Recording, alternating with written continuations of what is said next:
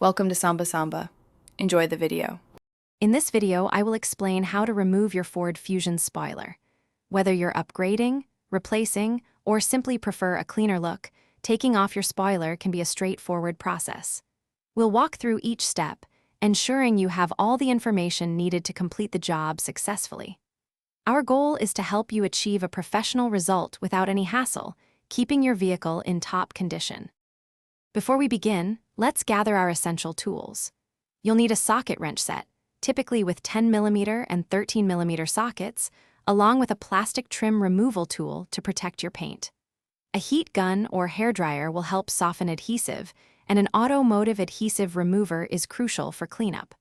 Always work in a well-lit area, ensuring your car is stable and clean. Now, let's get to the removal process. First, open your trunk and locate the access points for the spoiler nuts, usually hidden under the trunk liner. Use your socket wrench to carefully loosen and remove these nuts.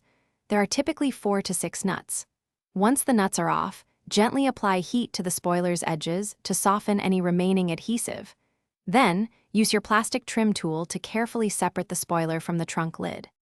After the spoiler is removed, you'll likely have some adhesive residue and possibly some holes. Apply an automotive adhesive remover to a microfiber cloth and gently rub away any sticky remnants. Once clean, polish the area to blend the paint and remove any ghosting where the spoiler sat.